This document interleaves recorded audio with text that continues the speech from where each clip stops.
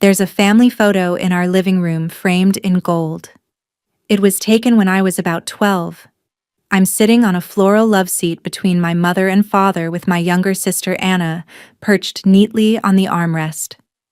My father's hand is resting gently on my shoulder. Everyone is smiling wide, clean, effortless. People always said we looked like a Hallmark card, but if you stare long enough, you'll notice something strange. My smile doesn't quite reach my eyes, and Anna's arm is slightly tense, like she's pulling away even as she leans in. It's the kind of photo that tells two stories, the one that's seen and the one that isn't. We were that family in our neighborhood, the ones who hosted barbecues with cloth napkins and Martha Stewart recipes. My dad coached Little League. My mom made pot roasts and wore pearls on Sundays. Anna and I had matching dresses until we were old enough to start complaining. Even then, our mother insisted we look well put together whenever anyone was watching. And someone was always watching. But no one ever asked what happened when the curtains were drawn. No one noticed that my father's voice lowered to a simmer when he was angry, never loud but full of something that made your stomach twist. Or that my mother sometimes stood at the kitchen sink staring out the window for hours, hands submerged in cold water, not moving. No one noticed when my brother vanished from our lives entirely. Oh yes, the brother no one talks about. If you've never been in a family that runs on appearances, let me tell you this. What's left unsaid will eat you alive. But it does so quietly, with manners, with a smile. I didn't start questioning things until my 40s. Funny, isn't it? You'd think you'd catch on earlier. But when everyone around you is committed to the illusion, you start thinking you're the one seeing it wrong. Until the day something cracks. That day for me was last Thanksgiving.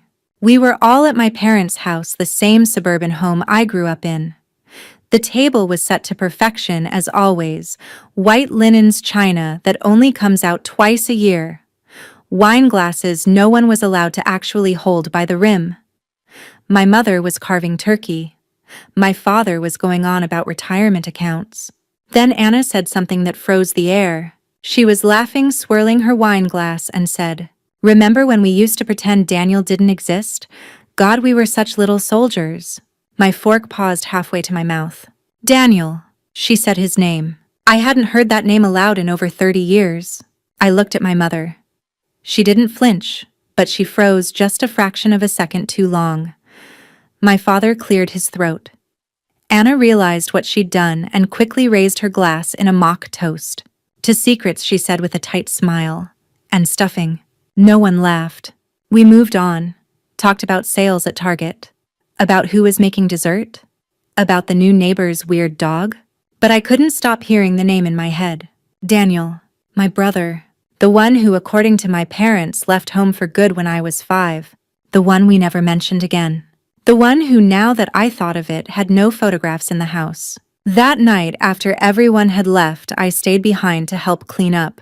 My mother and I worked in silence for a while. The air between us was thick with something neither of us wanted to name. I finally asked her softly, "Why did we stop talking about Daniel?" She didn't look at me, just wiped down the counter and said, "Some things aren't meant to be remembered." I didn't sleep that night, because the truth is I did remember him. Just flashes. A boy with sandy hair. A laugh that echoed down the hallway. A hand that held mine in the dark when I was afraid of monsters. And then, gone. No goodbye, no funeral, just vanished. Like a stain scrubbed too hard until the fabric tore. That was the beginning.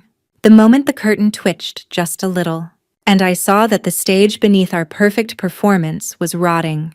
But if I'd known where the thread would lead, if I had any idea what secrets lay buried under my family's pristine garden, I might have turned back.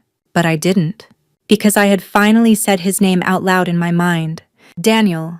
And once you remember one lie, the others start to scream. The next morning, I woke up with a strange weight in my chest, like something had broken loose in my sleep, and was now pressing down from the inside. I thought of Daniel again. Of his name echoing through Anna's wine-tipped laugh. Of my mother's ice-cold dismissal. Some things aren't meant to be remembered. What kind of mother says that? I decided not to go home just yet. I told my husband I needed to stay a little longer and help clean up more, something about freezer containers and leftover pies. It was a flimsy excuse, but he didn't question it. He never does when it comes to my parents. He thinks they're charming. He's never heard the cracks in their voices when they lie. Around 10 a.m., I went back to my childhood home. My parents were out grocery shopping. Of course, because even after hosting 20 guests the night before, appearances had to be kept. The fridge had to be replenished, the sink empty, the front steps swept clean. I let myself in with the key I still had from high school. The house smelled like lemon polish and aging fabric.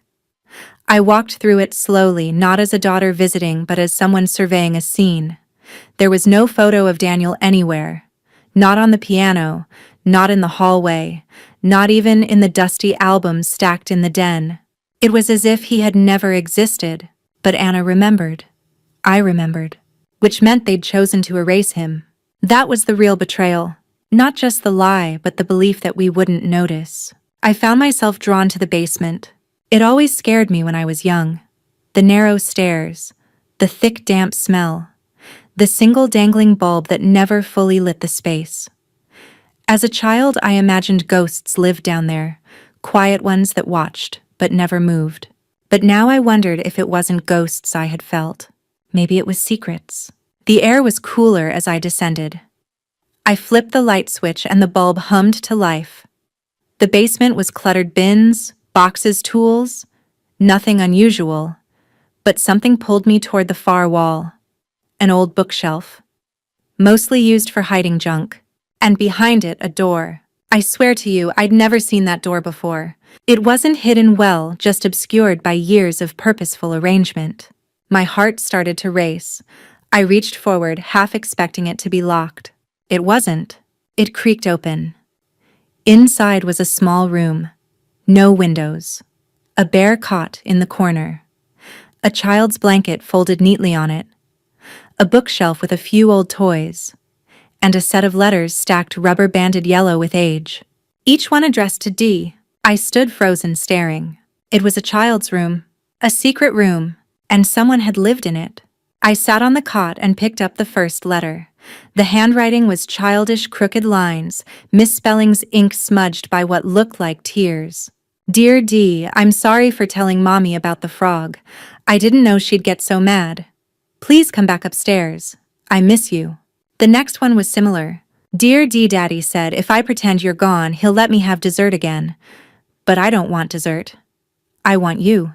There were at least 20 of them, all from me. I had written them, but I had no memory of doing so. The shock hit me like ice water. I had written to my brother while he was being kept down here, and then had it all wiped from my mind. No, that couldn't be. And yet my handwriting, my words, something inside me cracked open. I looked around the room again. The cot was too small for a teenager. Daniel was older than me, which meant this room wasn't for him. It was for me. But why? What were they trying to erase? I ran upstairs and confronted the hallway closet where my parents kept old photo albums. I yanked out every book, every dusty binder filled with plastic-sleeved memories. I searched each page carefully. Vacations, birthdays, Christmases. Anna was in them. I was in them. Daniel was not. Not once. And in the earliest albums, something else was wrong.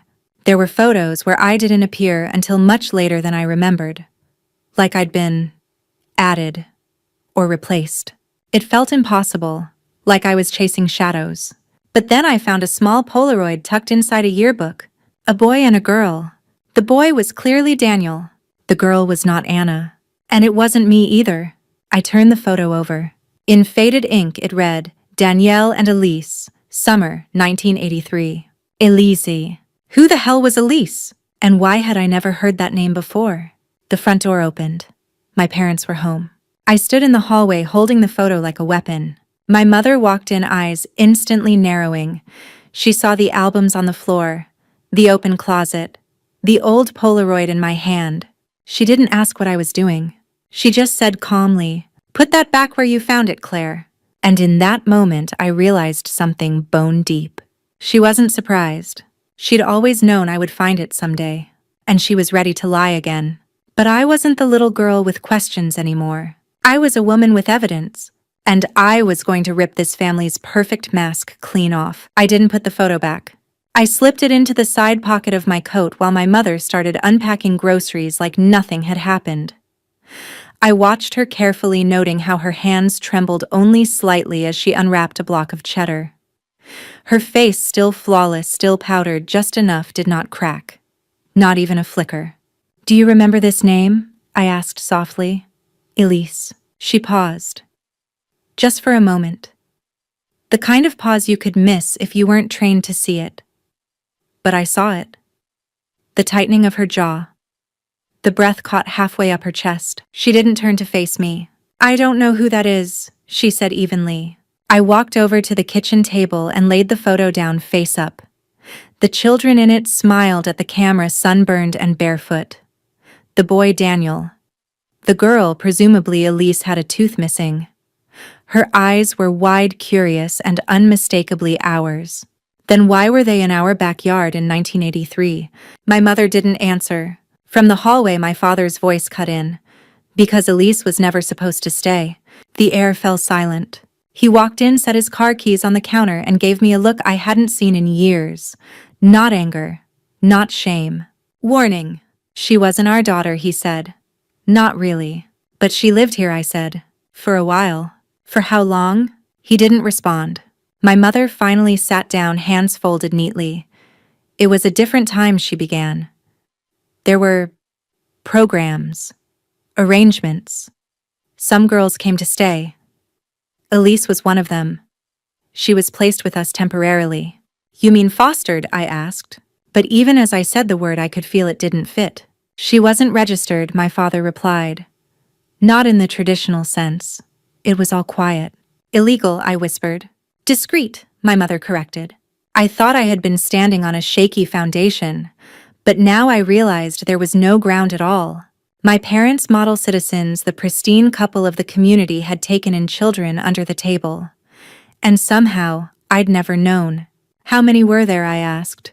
Neither of them answered. That silence told me everything. I left. I didn't yell. I didn't cry. I just walked out of the house that had built its identity on secrets and pretense, and slammed doors. The house with the invisible sibling and the locked basement and the children whose names were never meant to be spoken again. When I got home, I sat at my kitchen table and took the photo back out. I stared at Elise's face, trying to remember. And suddenly, a sound echoed in my mind. Laughter. A high, bright laugh ringing from the branches of a magnolia tree in the backyard. A girl shouting, "Push me higher," a blue ribbon tied around her wrist. I had known her. I had played with her. And then one day she was gone. No goodbye, no explanation. Just like Daniel. I couldn't sleep that night. My dreams were cluttered hallways that turned to tunnels, doors I couldn't open, a child's voice calling for help in a room I wasn't allowed to enter. I woke up gasping, tangled in my bedsheets, the memory of that blue ribbon burning in my mind. I had to know more. If my parents wouldn't tell me the truth, maybe someone else would. I started with county records, dead ends, then old church rosters, school lists, still nothing. But then I remembered my Aunt Rose. She'd always been the odd one out.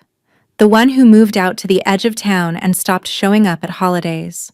The one who wore black even to birthday parties and never played the role of sweet, compliant sister. My mother used to say Rose is a little too free-thinking for her own good, which was exactly why I knew she'd be the one to talk. I hadn't seen her in years, but when I pulled into her gravel driveway, nothing had changed. The little red cabin nestled between pines, wind chimes made of forks and keys, wind curling around like it recognized me. She opened the door before I could knock. "I was wondering when you'd come," she said. No smile. Just that same clear-eyed gaze I remembered from childhood, the gaze that saw through pretense like glass. "I need to ask about Elise," I said. She stepped aside and let me in. The living room was cluttered but warm. Old books, quilts, plants in cracked ceramic pots. A space that held no shame.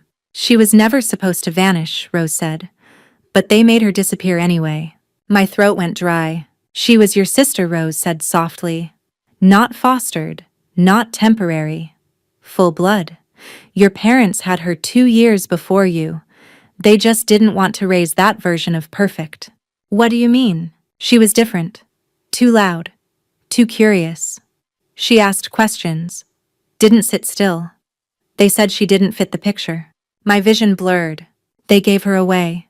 They gave her up Claire. Then made sure no one ever mentioned her again. They told Daniel to keep quiet. And when he didn't, well, you know how that went. My knees buckled slightly. I sat down hard on her couch, the old springs creaking beneath me. Why didn't anyone tell me? Because you were the second try, Rose whispered. The do-over, the second try. Those words sat in my chest like a stone in water, sinking deeper until I could feel the cold settle in my spine. I was the do-over child, the one they kept, the one who fit. Aunt Rose didn't speak again for a while. She just watched me with that heavy quiet that only people who've been pushed out of a family know how to hold. I looked around her small cabin. Her furniture was mismatched. Her roof needed repairs, but the air felt honest. There was no performance here, no script. You said they made Elise disappear, I finally said. What happened to her? Rose's lips parted like she didn't want to say it, but the years had sharpened her into someone who no longer swallowed hard truths. They sent her away, to a place out in the hills, run by a woman your mother knew. Technically, it was a group home, but back then it was more like a disposal unit for inconvenient children. My stomach turned. She wasn't the only one, Rose added. A few other girls ended up there, quietly.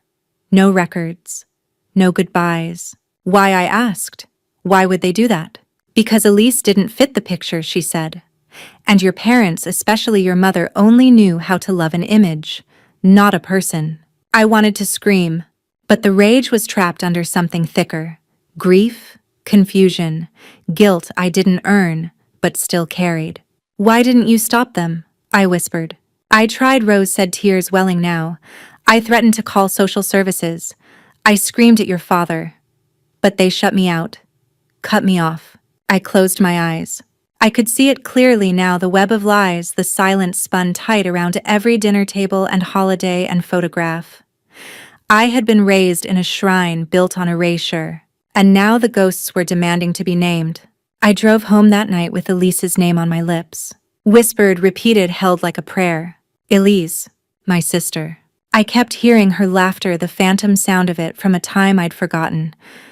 I could almost smell the grass and dirt and chalk from those childhood summers. When I got home, I went straight to the attic. My husband was asleep. The house was dark.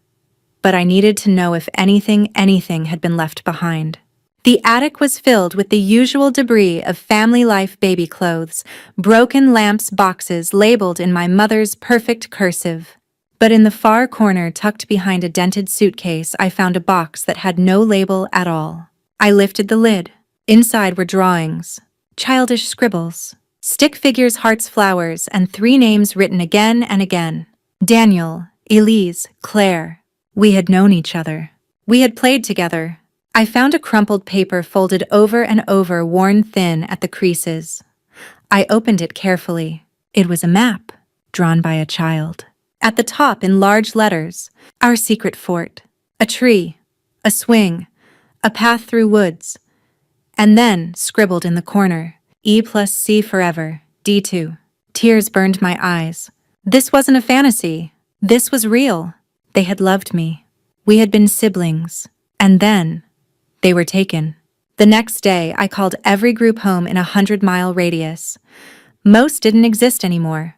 One had become a rehab center, another a correctional facility. But one Laurel Glen home for girls still had a landline. I called. The woman who answered sounded tired, maybe 70. She told me the home had closed in 1992 after a series of legal troubles. I asked about records. She told me those had been lost in a flood. Of course. But when I mentioned Elise, her full name, and Daniel's, there was a long pause. I remember the boy, she said slowly. Came around once, raised a ruckus. Wanted to take her home. Daniel, I asked. Yes. He was brave. Didn't get far, though. They dragged him out. He kept screaming her name. I held the phone so tightly I thought the plastic might crack. Do you know what happened to her? I whispered. Another long pause. I remember she was sent away again. Further this time. Somewhere more private. Where I asked, "Please, I'm her sister." She hesitated, then sighed. Check the archives at the county courthouse. Look for sealed guardianship transfers under the name Briarwood. That's all I can tell you. Briarwood. It felt like the next door cracking open. I ended the call already grabbing my bag. But before I could leave, my phone buzzed with a message from an unknown number. One image. A girl, standing in front of a rusted swing set, wearing a blue ribbon. No caption. No explanation.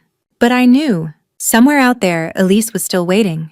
The image haunted me. She was older in the photo, maybe in her early 40s, but her eyes hadn't changed. There was something defiant in them. Not anger, not fear. Just presence.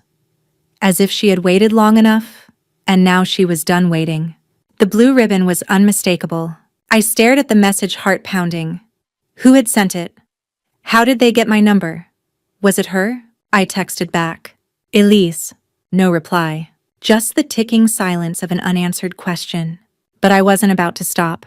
I called the courthouse the next morning and asked about sealed guardianship records for a facility called Briarwood. I expected resistance, and I got it. I was told the files were restricted, confidential, non-public. But I had learned something from my mother over the years.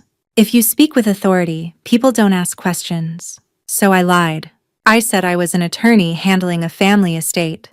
That I needed access to a record from 1984 to confirm next of kin. That my client couldn't wait. I made my voice calm, clipped, professional. And it worked. I was told to come in person. Briarwood was a private institution that operated for 10 years in the late 80s and early 90s. Technically, it was for emotionally disturbed girls. But everything I read hinted at something more: brutal punishment disguised as treatment, isolation passed off as healing. They had buried girls there in more ways than one. The file they handed me was thin. Just a name: Elise Whitmore. Date of transfer: August 1984. Location: confidential. Status: adoption pending. And then nothing. No adoptive family name. No forwarding address. She had vanished again. But there was a handwritten note in the margin. Faded, barely legible. Attempted contact by sibling. Rejected. My fingers trembled. Daniel? He had tried to reach her, and they turned him away. I left the courthouse in a daze, walking through sunlight that felt too bright. I sat in my car and looked again at the photo on my phone. Her face, the ribbon, the swing. I zoomed in, scanning the background. Something about the fence looked familiar. Then I saw it, a small sign, weathered, hanging crooked on one post. Rosefield Mobile Estates. I froze. That was in Millstone, less than 30 miles away. I put the address into my GPS and drove. The road narrowed as I got closer, the houses turning from brick to trailer, from manicured to overgrown. I pulled in slowly, scanning the numbers until I found the right one. A pale yellow trailer with peeling trim. There was a swing set out front. Empty. I knocked. No answer. I knocked again, harder. A curtain shifted in the front window.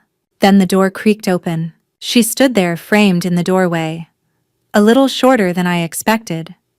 Her hair was streaked with silver. Her eyes were darker than mine, but familiar. And the ribbon, now faded and frayed, was tied loosely around her wrist. Elise, I said. She didn't answer. She just looked at me. Long and hard. And then, "You're Claire," she said quietly. It wasn't a question. I nodded.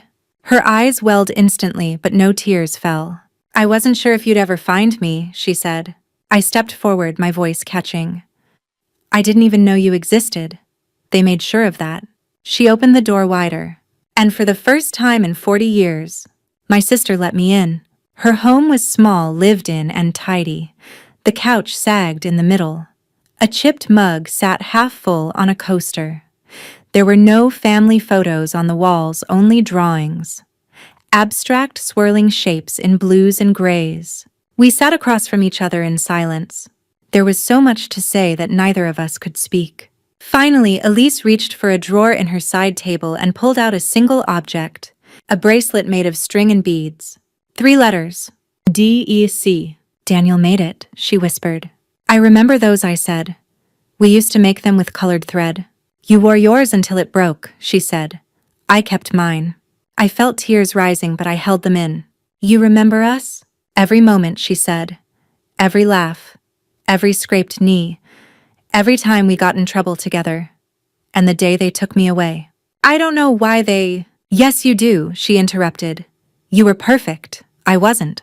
I looked down. I wasn't perfect, I said quietly. I know, she said. But they thought you could be molded. I was already too wild. I'm so sorry. Elise nodded. Me too. We talked for hours. She told me everything. About Briarwood. About the families she'd been passed through. About the nights she cried herself to sleep whispering our names. About the day Daniel tried to find her, and how he never came back. They said he died in a car accident, I told her. She shook her head. He didn't. I looked at her. She reached into the drawer again and pulled out a folded envelope. Inside was a newspaper clipping. Unidentified male found dead. No foul play suspected. The date was 6 months after Daniel had last visited her. It was him, she said. I know it. I stared at the grainy photo of the shoreline. Where was this? By Briarwood. My blood ran cold. They covered it up, I said. They always do, she whispered. We sat in silence, both of us holding pieces of our brother like relics. I wanted to scream, to break something. But Elise reached out and took my hand. We survived, she said. That's what matters now. No, I said. It's not enough to survive. I looked her in the eye. It's time to speak. We made a plan that night. It wasn't revenge. It wasn't justice either, not in the legal sense. Elise and I both knew too much time had passed, and too many records had conveniently flooded, burned, or disappeared. But truth still had weight. And we weren't going to keep carrying the lies of others just to protect their legacy. It began with names. We sat at her kitchen table under a dim bulb and wrote them down, every child she remembered from Briarwood, every girl who disappeared in the middle of the night, every whisper of someone sent away. She couldn't remember all of them. Some were just initials, others only nicknames. But it was a start. Then we added Daniel, and ourselves. At the top, Elise wrote, "Children erased by silence." We were going to remember them.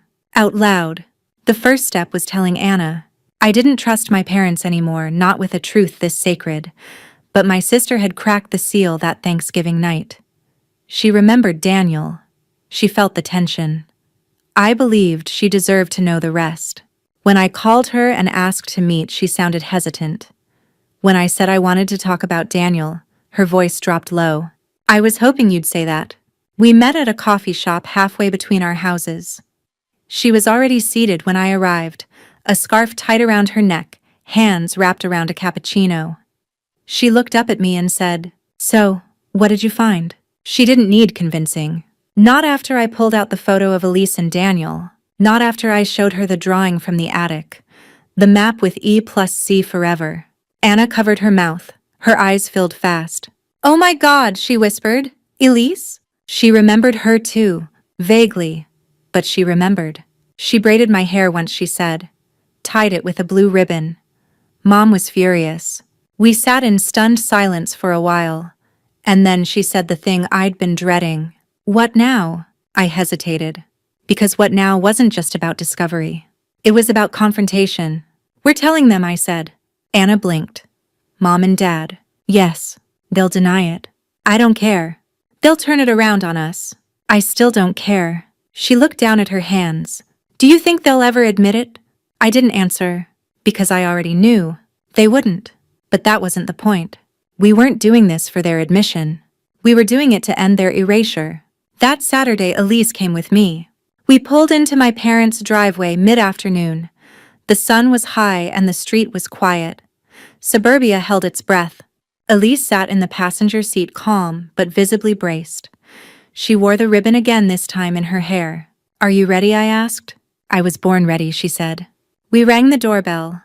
When my mother opened the door and saw her, she didn't speak. Her lips parted and then her eyes did something I've never seen. They went glassy, like her soul had left her body for a moment. Elise stepped forward, calm and quiet. "Hi, Mom." It was like dropping a bomb in a library. My father came to the door seconds later. His reaction was colder. He didn't show surprise. Just that controlled fury he used when someone stepped out of line. "You shouldn't be here." I was, Elise replied, for a long time.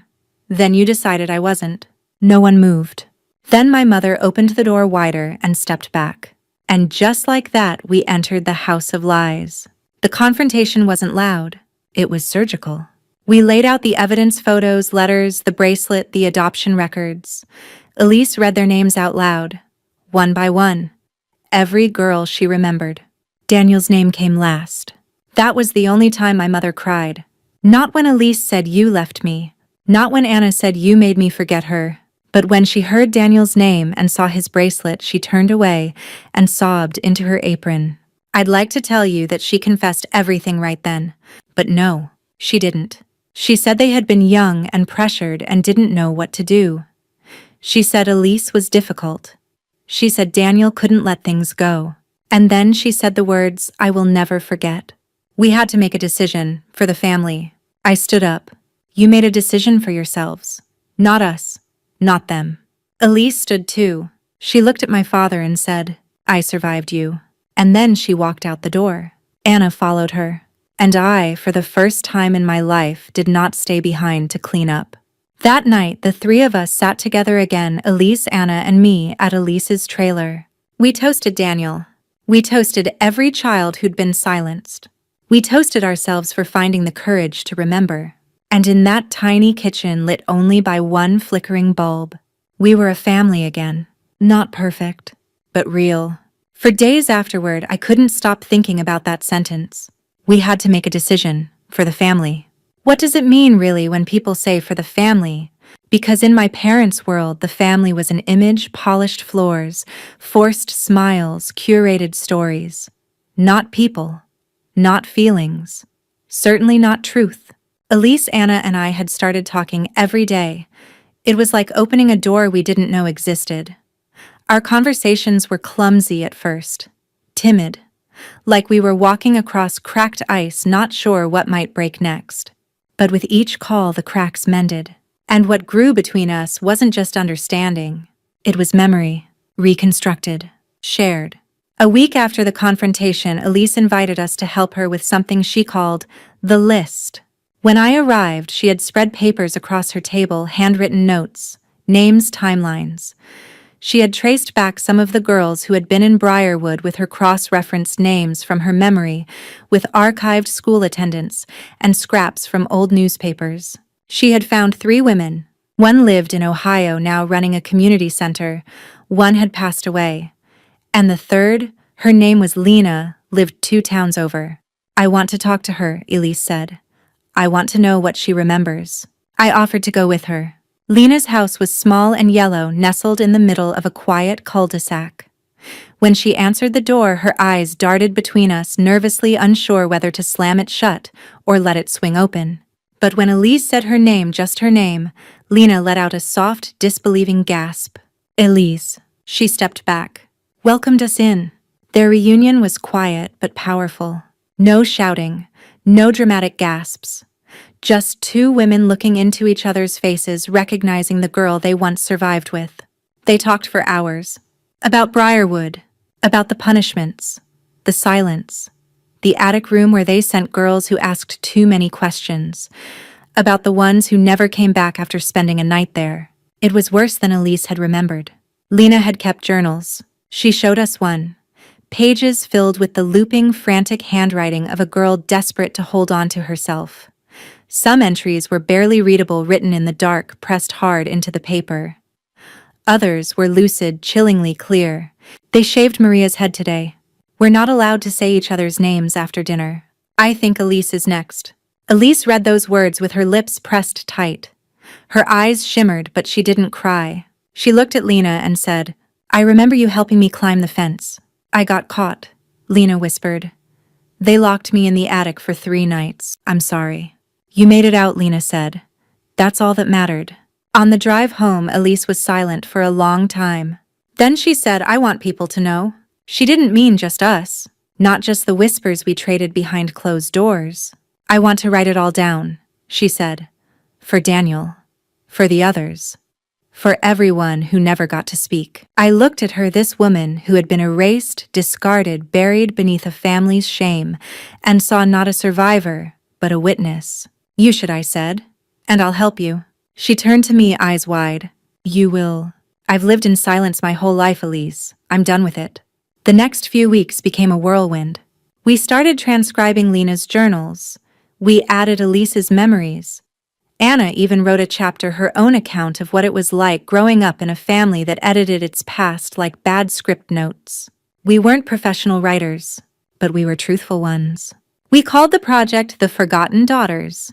Elise wanted to send it to every woman she remembered, to the surviving girls, to the social workers who turned their backs, to the reporters who once brushed off Briarwood as troubled girls acting out.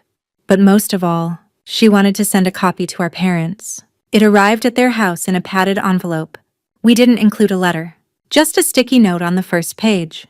No more pretending. E.C.&A. They didn't respond. Not directly. But 2 days later, Anna drove by their house. The perfect flower beds were torn up. The gold-framed family photo was no longer visible through the front window. And the mailbox had a new name taped to it. Whitmore, closed. We didn't need their approval. We never had. What we had now was so much better. The 3 of us, flawed, angry, still healing, were finally telling the truth. And that truth was louder than any lie they had ever told. After the book draft was finished, something unexpected happened. Elise smiled more. Not big, flashy grins, just small, grounded ones. The kind of smile someone gives when they realize they're finally breathing air instead of holding their breath. There was something different about her posture, too. Less defensive, more rooted. As if by telling the truth she was rebuilding herself. Anna and I felt it, too. For the first time in our lives, we weren't orbiting the black hole of our parents' silence. We were making new meaning together. The gravitational pull of shame had loosened. But peace, it turns out, makes room for questions. And I had one I hadn't dared to ask yet. What exactly happened to Daniel? We had a date, a clipped obituary, a location. But the details, how he really died, why he was alone, what he'd been trying to do, remained foggy. Elise had her suspicions but no proof. So we agreed it was time to go to the place where his body had been found. The lake was 2 hours away, past crumbling towns and endless pine. We drove in silence, taking turns gripping the wheel and staring at the horizon. It was autumn, and the trees were bleeding orange and rust. When we arrived, the path down to the water was overgrown. Elise walked ahead of me. I remember this place, she said softly.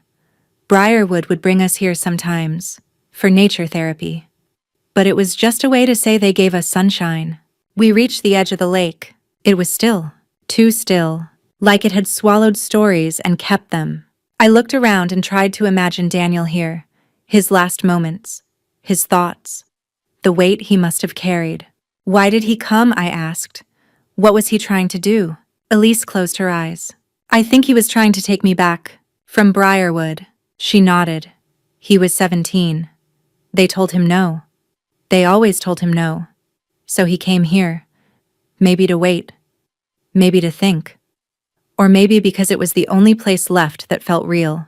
There was a bench near the water, broken now, half sunk into the soil. We sat there for a long time, and for the first time in my life I cried for Daniel. Not the myth, not the whispered name, but the brother who fought for us, and was lost in the process. A week later, something else arrived in the mail. A letter, handwritten. No return address. Inside was a single page. He didn't drown, he was running. There were people who didn't want the home shut down. He got too close. We tried to help, but we were too late. I'm sorry. It was unsigned.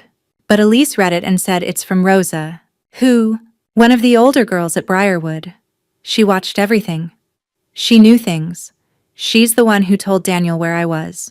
I sat back stunned. You think she's still out there? "I know she is," Elise said, "but she's still scared."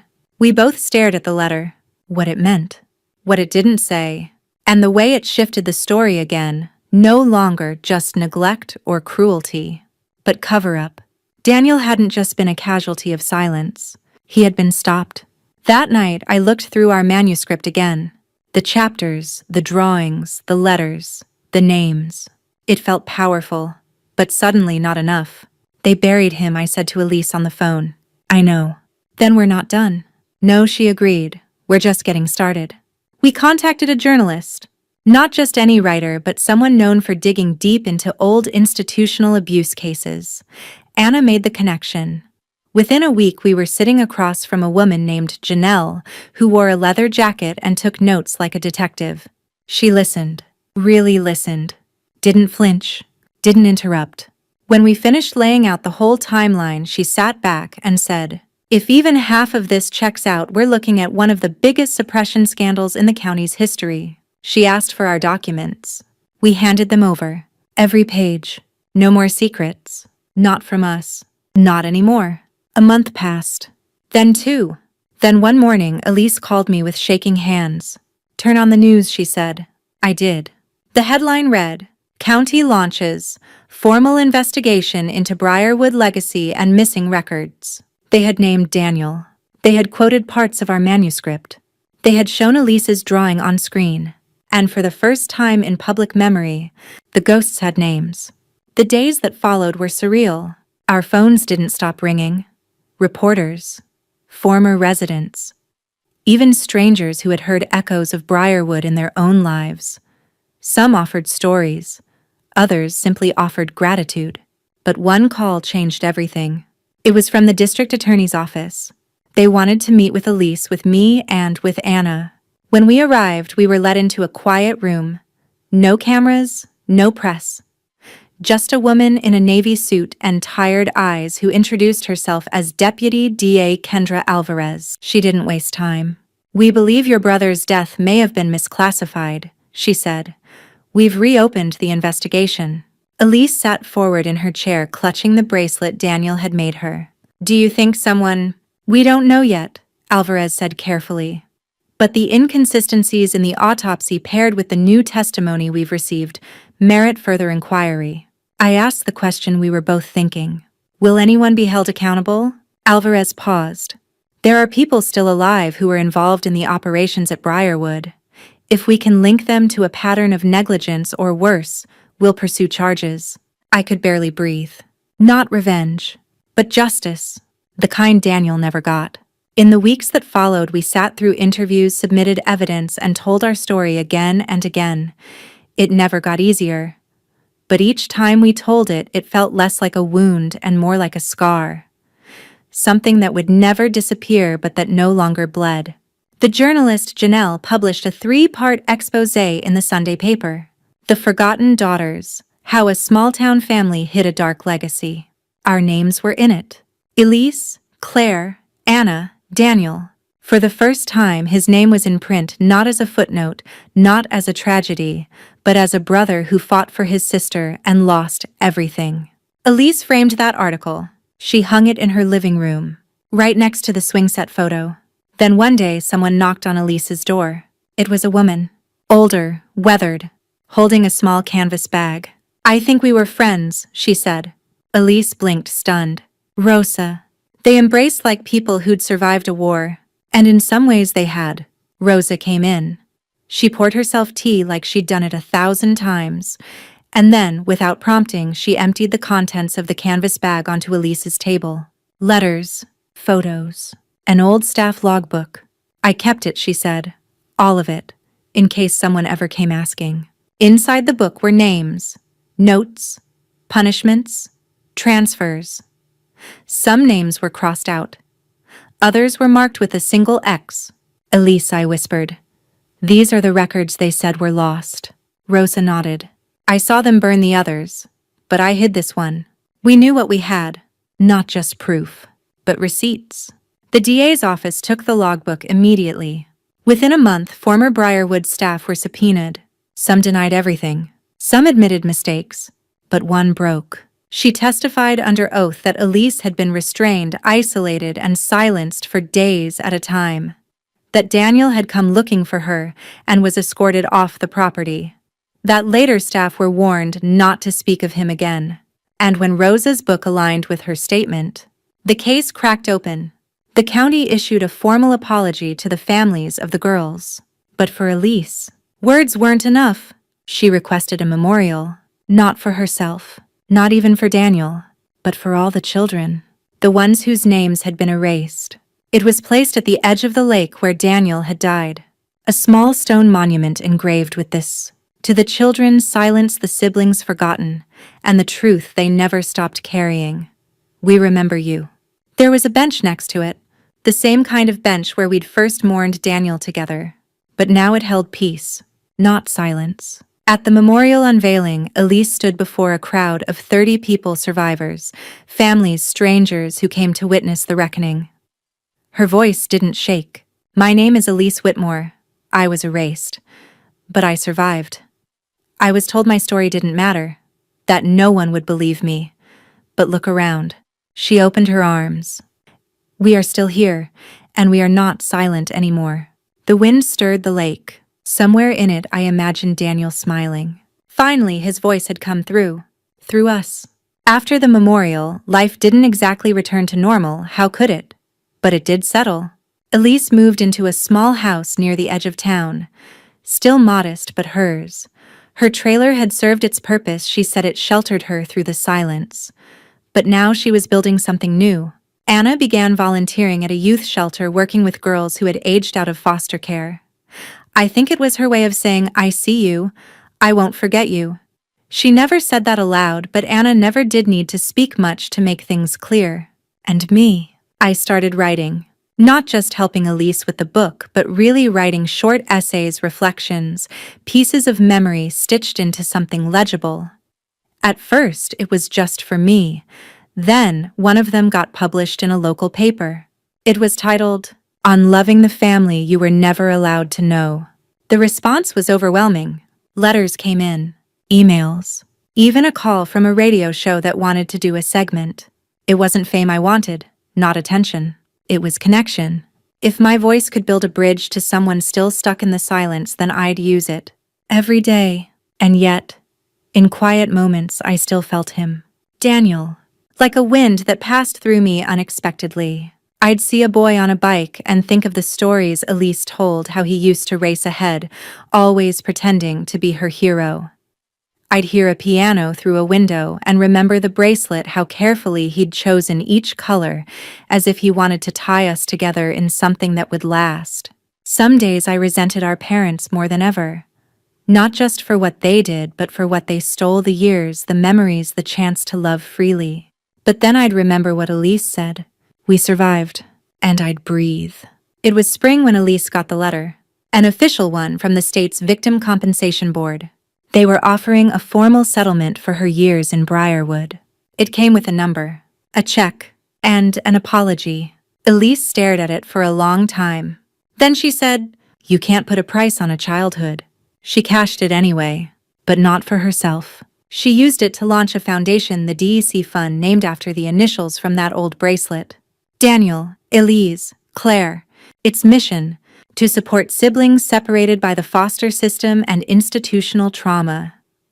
To offer reunification services, memory tracing counseling. Elise ran it out of her living room for months. Then donors stepped in. Volunteers. And before long it was real. Not a memory. Not a whisper. But a home. One afternoon, as I was helping her organize mail from families writing to the fund, I found a photo tucked into one envelope. 3 girls, arms around each other, smiling but tentative. The note said, "Your story helped us find her. She was taken from us when we were kids. We never thought we'd see her again, but we kept looking. And because of you, we're whole again." I showed it to Elise. She didn't say a word. She just sat down, held the photo to her chest, and cried. Anna joined us later that evening. We had dinner together, real dinner with wine candles, music playing softly in the background. We laughed more than I expected. And at one point, Elise stood and raised her glass. To Daniel, she said, The one who remembered when everyone else forgot. We echoed it back. To Daniel. I closed my eyes and whispered it one more time. Because somehow saying his name felt like a promise. A thread that hadn't broken. Just stretched. After dessert, I stepped out onto Elise's porch. The sky was navy blue, the moon full. I thought about everything we had lost. And everything we had built in its place. And I realized something. For all their lies, for all the ways they tried to control the narrative, erase the chapters they didn't like. They couldn't stop the story from continuing. We were the authors now. And we were just getting started. The night air on Elise's porch was still, but my mind wasn't. There was one last place I hadn't gone. One last piece of the puzzle. The house. The one where it all began. The one my parents bought as newlyweds before the secrets, before the erasure, before Daniel and Elise were ripped from time like pages torn from a book. I needed to see it, not for revenge, not even for answers. For context. To understand what kind of place had raised the people who raised us. So I drove there. It sat on the corner of an old road, modest and beige, the porch slightly tilted like it was leaning into the wind. A wind chime clinked lazily by the front window. I stood on the sidewalk for a few minutes, just staring. I didn't know what I expected. Ghosts, maybe. Or maybe something more dangerous, nothing at all. Then a woman stepped out of the house. Late 60s, short gray curls, glasses that slipped down her nose. She looked at me cautiously, but not unkindly. "Can I help you?" she asked. I hesitated. Then decided the truth was better than a story. "My parents used to live here," I said. "A long time ago. I was wondering if I could just look around." Her eyes softened. "The Whitmores?" I blinked. "You remember them?" She nodded. "Bought the place from them in '91. I'm Ruth." She opened the gate. "Come on in." The living room had changed, of course. New paint, newer furniture, but the bones were the same. I could feel it. The air of discipline, of held breath. This room, Ruth said, always felt too quiet. We used to call it the library, but it never had books. I laughed just a little. That tracks. We stepped into the hallway and I felt it before I saw it. The bedroom. At the end of the hall, I stopped. "I grew up in this house," I said, "but I was born after they left." She tilted her head. "Funny, because there were always marks on the doorframe, like someone measured their kid's height. But they stopped in the early '80s. I stepped closer. And there they were. Still faint. Still visible. Tiny lines carved into the wood. D, age 6. E, age 8. Then, nothing. Frozen in time. I reached out and touched them. They felt like grief and truth. Ruth watched me gently. "Can I ask what happened to them?" I took a long breath. "They were my siblings," I said. "Daniel and Elise." She blinked. "I knew it," she whispered. "I only learned about them recently," I continued. "They were removed, forgotten. My parents erased them, but we're writing them back in." Ruth stepped back, surprised. "You're Claire, then?" I looked up. "You know me?" She nodded slowly. "There was a box in the attic, with a name on it. I always meant to find someone to return it to." My heart stopped. She led me upstairs. The attic was dusty, the air thick with insulation and memory. In the corner, a small wooden box sat under a faded quilt. My name, Claire, was carved into it in childlike letters. "I didn't touch it," Ruth said. "Didn't feel right." I knelt down, hands trembling, and opened it. Inside were 3 items. A crayon drawing of 3 kids holding hands beneath a swing set. The middle figure was larger with D written on the shirt. A broken hair clip with a blue ribbon. And a cassette tape, labeled 4C. My throat closed. I looked at Ruth. "Do you have a tape player?" She did. We sat at her kitchen table as she plugged in an old boombox, pressed play. The tape hissed. Then Daniel's voice came through, soft, hesitant, unsure. "Hey Claire, you probably don't remember me, or maybe you never even knew me, but I'm your big brother." Silence. Then, "I don't know if they'll ever let you know about us, but I wanted you to have something. To know we were here. That you were supposed to grow up with a brother and a sister who loved you." More static. Then Elise's voice, younger, brighter. "Hi Claire, I tied this ribbon just for you. You better wear it one day, or I'll come haunt you. Laughter. Daniel again. We love you even if they won't let us say it. The tape stopped. I didn't. I cried in Ruth's kitchen until I couldn't see straight, because somehow they had left me a message, and it had waited like a secret heartbeat all these years. I took the box home. Elise and Anna and I sat on the porch and listened to the tape again, this time together. I don't remember recording this, Elise whispered. You were 8? I said, smiling. She held the ribbon. Anna pressed her hand to the drawing. And me, I finally felt found. We listened to the tape until the ribbon of sound wore thin. Then we listened again. Because in a world that had tried so hard to silence our past, those tiny voices, Daniel's steady, Elise's light, were everything. Proof that we had once been whole, even if only briefly. Elise framed the drawing right alongside the article and the bracelet. It hung over her desk where she had begun writing again. Not just about the past, but the present too. About what it meant to reclaim your life after it had been redacted. I want to start a podcast, she said one morning over coffee. About siblings like us. The ones who got lost in the system, or worse, erased by their own blood. Anna looked up from her tea. You should. I don't know anything about microphones, Elise said with a shy grin. That's okay, I said. You've got the only thing that matters, the voice. By summer, the DEC fund had grown faster than we could keep up with. Donations came in from across the country, some small, some astonishing, but every single one had a note attached. For my sister, who I haven't seen since 1994. For the brother I was told never existed. For the child I gave up but never forgot. It wasn't just a foundation now. It was a movement. Then something unexpected happened. We got a call from a woman named Dr. Mason, an archivist, working with a university's child welfare history project. She had come across the Briarwood expose and asked if we had any original documents.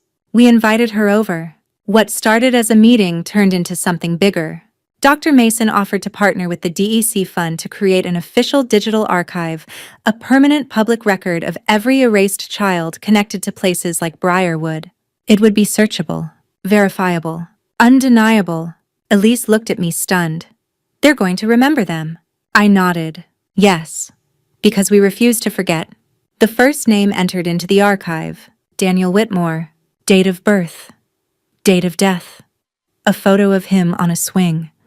And a short biography Elise and I wrote together. He was the oldest. Brave. Loyal. He loved music and solving puzzles and climbing trees. He died trying to protect someone he loved. His voice still echoes. There were no likes, no shares, no viral headlines.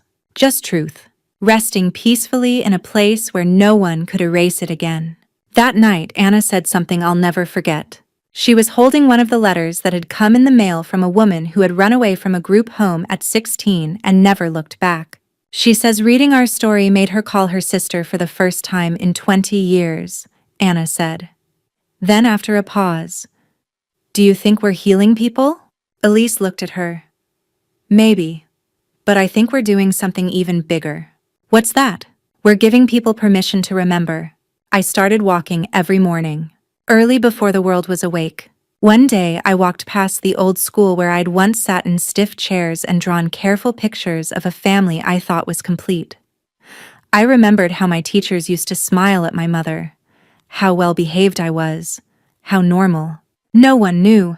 That, under the surface of my obedience, was a scream no one had taught me how to name. Now I could name it. And better still, now I could answer it.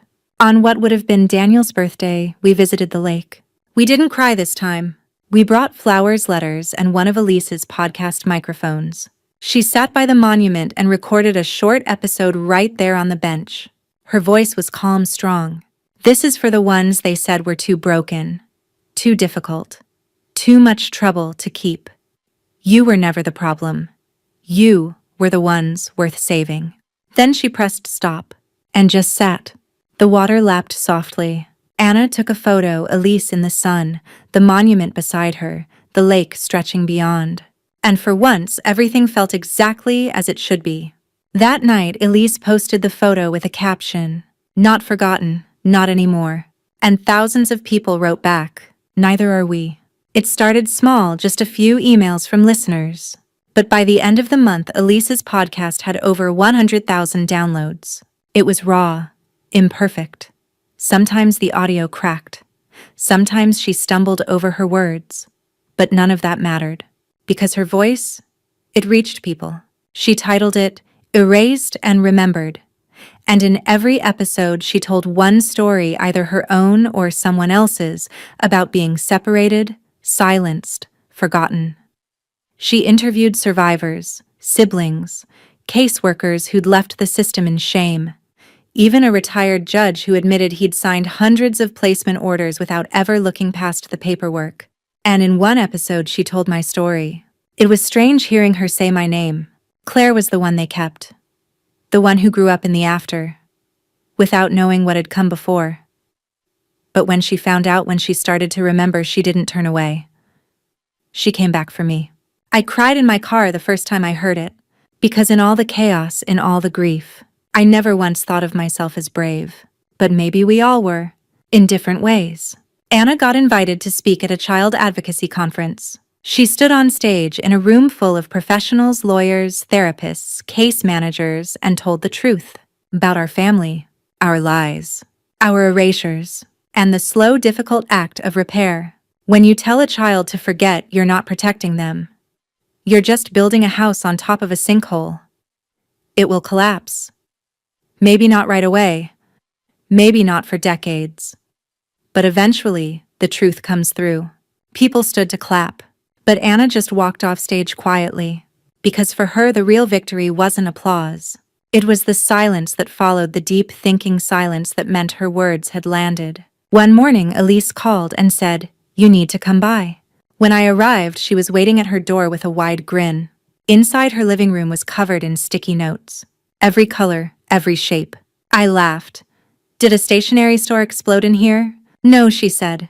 "It's my next book." I blinked. "Next." She grinned.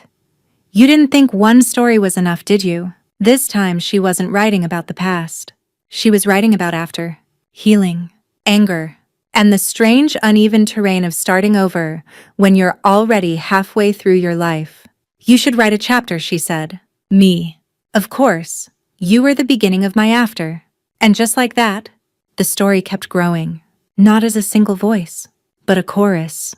The DC fund moved into a real office. Volunteers became staff. Rosa came on board to run programming for young adults who had aged out of the system.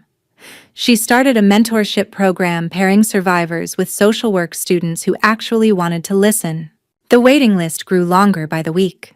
We raised enough money to fund reunification travel for 42 separated siblings in the first year. 42. The number kept me up some nights. Because I used to think Daniel and Elise were rare. Now I knew they were just the ones I'd seen. There were thousands, tens of thousands, still looking for each other, still waiting for a letter, a name, a voice. One of those reunions happened on a rainy Tuesday afternoon. A girl named Mariah, a boy named Eli. They hadn't seen each other since they were 5 and 3. And now they were 22 and 20. They walked into our office, locked eyes, and just knew. No hesitation, no DNA tests required, just the kind of knowing that lives in the bones. I watched from the hallway, tears in my eyes, and whispered, "Daniel, this is because of you." Because it was all of it. Every name found, every story shared, every bridge rebuilt. It all traced back to that one boy who never gave up on his sister. The boy they tried to erase, who had left behind a bracelet, a recording, and a legacy. Elise's second book launched on the anniversary of Daniel's death. She hadn't planned it that way. But when she looked at the date on the calendar, her hands stilled over the keyboard. "I think he would have liked this," she said softly. We held a small release event at the local library. Nothing flashy, just folding chairs, warm tea, and stories passed from hand to hand like sacred objects. She stood at the podium, the new book trembling in her hands. Its cover was simple. A swing drawn in charcoal hanging crooked under a tree. No title, just her name. "I thought the first book was about remembering," she said. "But this one's about what happens after. The part no one prepares you for. The part where you try to live in a world that keeps offering you silence when all you want is sound. The room held its breath. So here's the sound, she continued.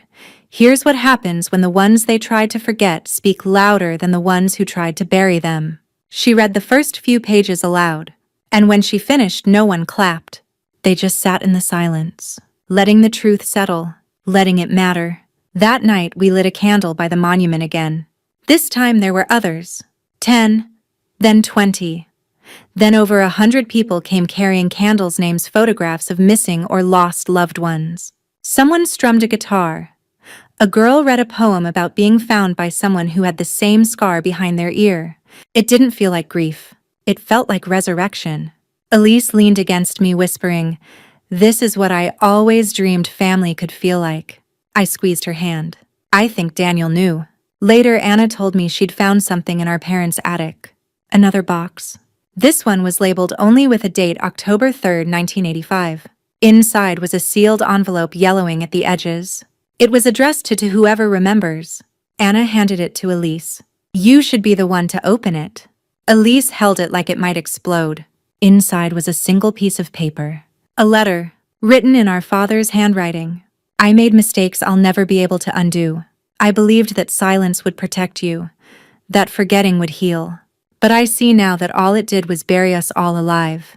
If you ever read this, know that I did love you, even when I couldn't face what I'd done." No signature. Just that. We sat in silence for a long time. Anna finally said, "Do you believe him?" Elise folded the letter carefully. "I don't need to," she said. "We've already written a better ending." By fall, Elise's podcast hit 1 million downloads. The foundation partnered with 3 universities. Anna was asked to sit on a policy review board for foster care reform. And me. I published my first full-length book. It was called The Ones Who Stayed Behind. A story about what happens to the child who's left with the lies. I dedicated it to Elise and to Daniel, for the brother I never met but always carried. People still ask me, "Do you forgive your parents?" Sometimes I say yes. Sometimes I say I don't know. But mostly, I say this: forgiveness isn't the point. Truth is. Because when you shine a light on the places they wanted to keep dark, you don't need revenge. You just need the truth to echo louder than their silence. And that's exactly what we've done. Let me know when you're ready for the final part, part 15, where everything gently fades out and reflects on the journey. My name is Claire Whitmore. And for most of my life, I truly believed I was the only child of a respectable, quiet, well-kept family. Our house was filled with order, schedules, folded napkins, framed photos in neat rows. The kind of life you'd never question because it looked so polished on the outside. I thought our photo albums told the truth. I thought silence meant peace. I thought the absence of chaos meant safety. And I thought that erasure was just part of life.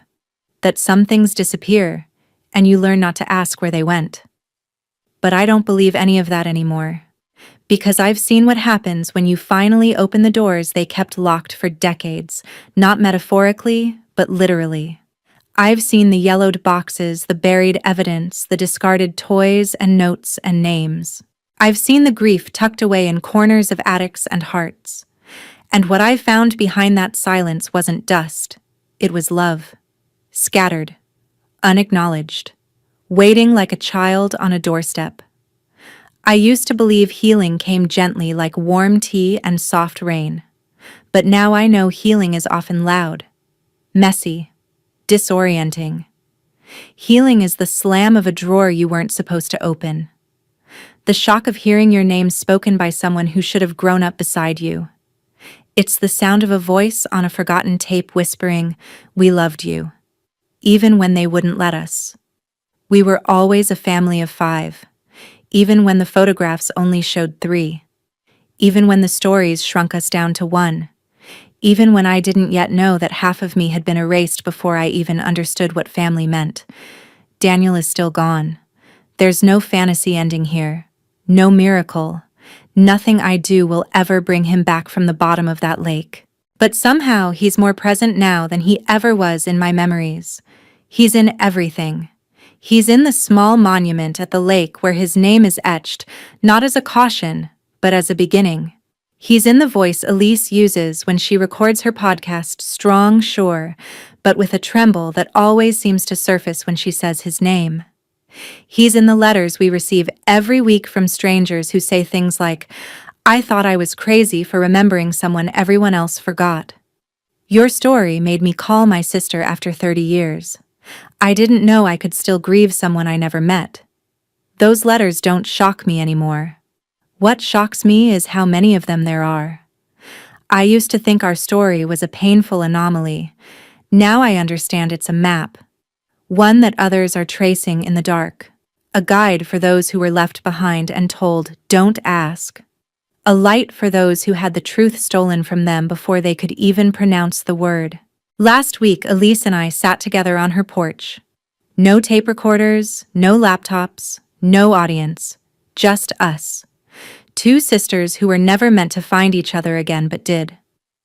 The porch light flickered. The sun dipped below the trees. The breeze was soft, brushing over our skin like a question. Elise stared at the sky. Then she asked almost in a whisper, "Do you know what I regret the most?" I waited. She looked at her hands. "That I didn't fight harder to find you." Her voice cracked, and my throat closed instantly. I took her hand. "You did fight," I said. "You left that drawing, that blue ribbon. You recorded a message and buried it like a seed, hoping someday I'd be able to hear it." I squeezed her palm gently, and when I finally woke up to what had been stolen from me, you were already there. Her eyes welled, and then she said something I'll never forget. "That's the thing about love. It waits. We're not perfect. We're still learning how to navigate each other, how to talk about birthdays we missed, inside jokes we never shared, whole decades where we were strangers by design. But we're whole now. Whole in a way I didn't think was possible. Whole in the way a garden is whole even if some flowers bloom late. The swing in Elise's backyard creaks in the wind sometimes. We never replaced it. It's too sacred. A candle always burns beside Daniel's photo on her mantle.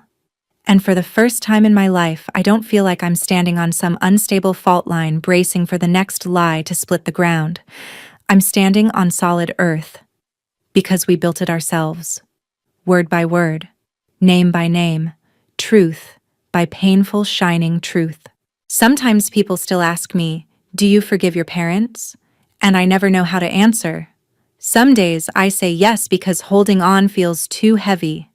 Other days I say no, because some choices, especially ones made in silence, echo far too long to forget. But mostly, I say this forgiveness isn't the point. Truth is, because when you shine a light on the stories they tried to erase, you don't need revenge, you just need witnesses. And we've become that for each other, for Daniel, for the hundreds of names we now carry in our work. We are not their secrets anymore. We are the legacy they never wanted to admit. If you're hearing this, if you've made it this far into our story, thank you. Maybe you too have felt invisible. Maybe you've been told to let things go, to stop digging, to leave the past alone. But here's what I've learned. You are not too late. You are not crazy, and you are not alone. If there's a name you still whisper in your sleep, if there's a room in your memory you've never dared to open, you don't have to walk into it alone. We'll go with you. Because around here we don't bury stories. We plant them. And what grows from that kind of honesty, hope, healing, and sometimes the family you were always meant to find. If this story reminded you of someone you lost or someone you found, tell us. Leave a comment below.